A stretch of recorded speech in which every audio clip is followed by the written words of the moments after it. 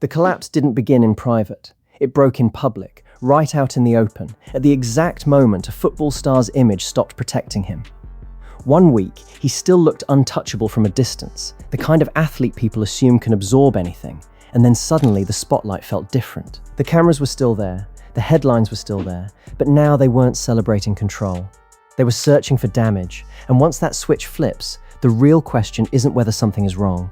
It's how long it's been wrong without anyone admitting it. That's what made this fall so unsettling. People weren't looking at a nobody who got exposed. They were looking at a star, someone built out of momentum, confidence, and the kind of reputation that makes every weakness seem temporary. For a long time, the public version of him was polished and powerful, almost armored.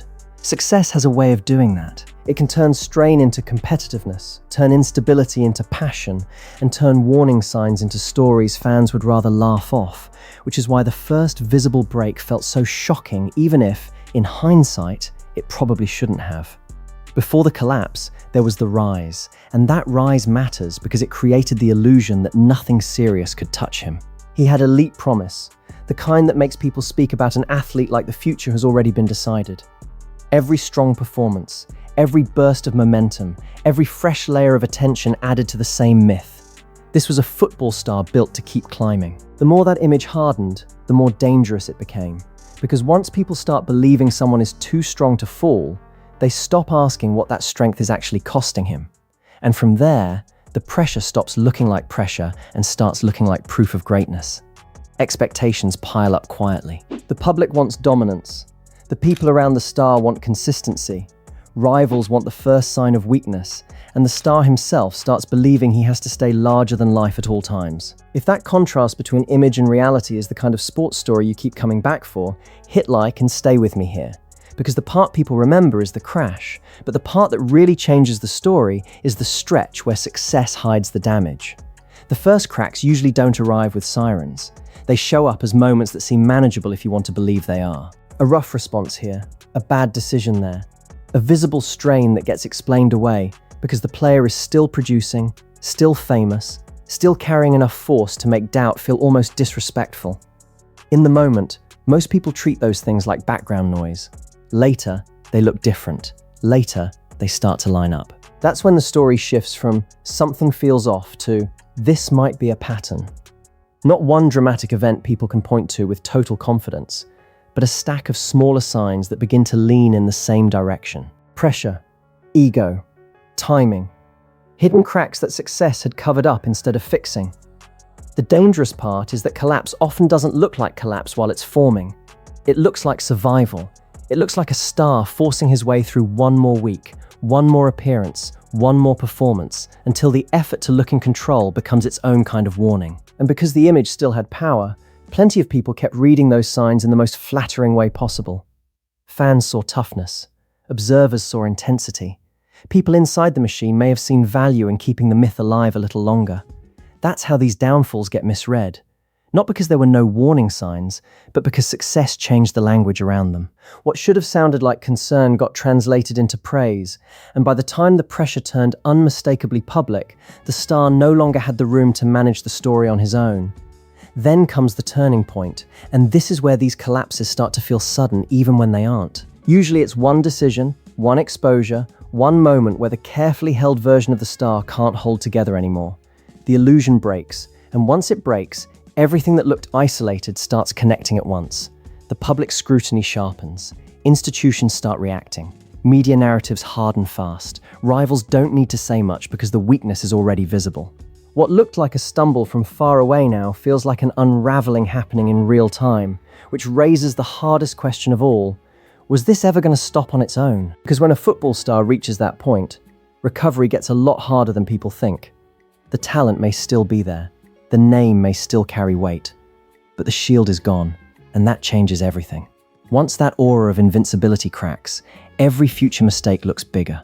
Every quiet moment feels suspicious, and every attempt to regain control happens under a harsher light than before. If you've ever watched a rise and fall story and wondered whether the collapse was inevitable, or whether the world around the star helped speed it up, subscribe, because that question is exactly where this story gets even darker.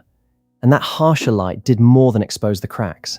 It started feeding them. The star still had the fame, still had the highlights people replayed in their heads, but now every appearance came with a second meaning. A bad stretch wasn't just a bad stretch anymore. It looked like proof.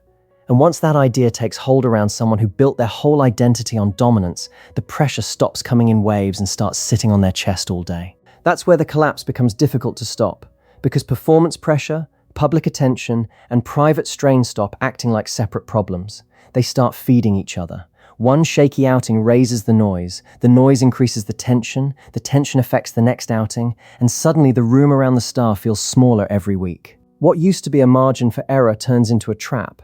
And the most dangerous part is that from the outside, it can still look fixable right up until it doesn't. You can almost picture the expression by then, not the old relaxed confidence, but the tighter face, the extra second before speaking, the effort it takes just to look normal when everyone is waiting for a sign that something is wrong. People around a star in that moment usually want different things at once. Some want reassurance, some want accountability, some want the version of the hero they already sold to the public, and the star often tries to satisfy all of them at the same time. That usually leads to the mistake that changes everything, because when someone is cornered by expectation, they don't always make the wisest move. They make the move that feels like control in the moment. And that turning point is what makes this story so brutal. It doesn't have to be one cinematic disaster with a neat label on it. Sometimes it's a decision, or an exposure, or a conflict, or a failure under maximum attention that suddenly strips away the last protection the image had left. The reason it hits so hard is not just what happened in that moment, but what the moment tells everyone else. The old version of this star is not in charge anymore, and now the public, the institutions around the sport, and even former allies start reacting to that new reality. Once that happens, the speed of the fallout is usually what shocks people. For years, success can make a person look permanent. Then, one serious break in the illusion, and the story around them flips almost overnight. Doubt becomes the headline, silence becomes suspicious, distance from allies becomes meaningful, and every response gets judged, not as a reset, but as damage control. If that contrast between how untouchable they looked and how fast the world turned on them hits you as hard as it hits me, hit like on this video, because that whiplash is the whole warning hidden inside stories like this. What gets destroyed first is trust. Not always talent, not always fame, but trust. Coaches, executives, teammates, sponsors, supporters, even neutral observers begin asking a different question than they were asking before. They're no longer asking, how high can this star go? They're asking, can we rely on this person at all? And that shift is devastating, because once a football star becomes a source of uncertainty instead of security, institutions stop protecting the future and start protecting themselves. That's why the public fallout feels bigger than one incident. Careers at that level are built on a kind of shared belief. People don't just buy production, they buy steadiness, command, leadership, inevitability. When that belief breaks, the star isn't only fighting poor form or bad press. They're fighting a rewritten story, one where old triumphs suddenly get reread as early arrogance, old confidence gets reframed as ego, and old warning signs people ignored now get treated like they were obvious all along. The collapse feels sudden to the audience, but inside the wreckage, it starts to look like a chain that had been tightening link by link. And this is where the legacy changes for good. Even if the star keeps some part of the name, some part of the reputation, the meaning of that name is no longer stable. What once stood for excellence now carries a second image beside it. Fragility, pressure, misjudgment, a moment when the whole structure gave way. That's the cruel part of high-level fame. It doesn't just reward greatness, it records failure in equal detail, and sometimes the fall becomes the thing people remember first. So the collapse nobody expected is rarely just one bad day. It's what happens when success hides weakness long enough for weakness to grow teeth. Pressure multiplies, judgment sharpens, one turning point breaks the illusion, and the fallout spreads faster than the star can contain it. And in the end, that may be the real lesson here. Fame can make someone look untouchable right up until the instant it stops protecting them, which leaves us with the hardest question of all. Was this downfall truly unforeseeable, or was it building in plain sight the whole time, hidden only by how badly people wanted to believe in the myth?